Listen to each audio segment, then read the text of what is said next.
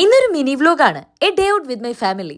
ഞങ്ങൾ ആദ്യം തന്നെ രാവിലെ നേരെ പോയത് ആഴിമല ക്ഷേത്രത്തിലേക്കാണ്. പിന്നെ ആഴിമല വന്നു കഴിഞ്ഞാൽ ബീച്ചിൽ ഇറങ്ങാണ്ട് പോവില്ലല്ലോ. അങ്ങനെ ഞങ്ങൾ കുട്ടികളെയൊക്കെ കൂട്ടി നേരെ ബീച്ചിലേക്ക് വിട്ടു. പക്ഷേ കുറച്ച് ദിവസം അടിക്കുന്ന മഴ തകൃതിയായി പെയ്യുന്ന കാരണം ബീച്ചിലേക്ക് ആരും ഇറക്കുന്നുണ്ടായിരുന്നില്ല. പിന്നെ ഞങ്ങൾ ആ വേലിക്കിപ്പുറം നിന്ന് കുറച്ചു നേരം കടലിന്റെ സൗന്ദര്യം ആസ്വദിച്ചു. ഈ രാവിലത്തെ കടലിന്റെ സൗന്ദര്യം ആസ്വദിക്കാൻ പറ്റുന്നത് വല്ലപ്പോഴുമാണ്. എവിടെ പോയാലും ഇങ്ങനെ എന്തെങ്കിലുമൊക്കെ പറക്കിയെടുക്കുന്നത് എന്റെ ഒരു സ്വഭാവമാണല്ലോ.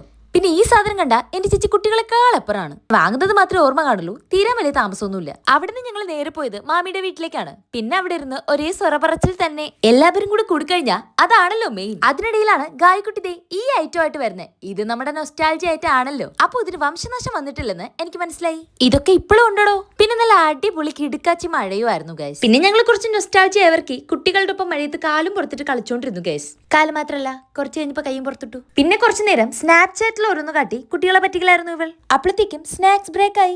ലേസുമായിട്ട് ഡിസ്ട്രിബ്യൂട്ടർ എത്തിയിട്ടുണ്ട്. ഇങ്ങനെ കൊടുക്കാനാണെങ്കിൽ ഈ ഡിസ്ട്രിബ്യൂട്ടർ കമ്പനിക്ക് നല്ല ലാഭം ഉണ്ടാക്കും. പിന്നെ ലേസ് മാറി ഉണ്ണിയപ്പം എത്തി. കള്ളക്കണ്ണൻ വെണ്ണ കട്ട് തിന്നും നിങ്ങൾ കേട്ടിട്ടില്ലേ?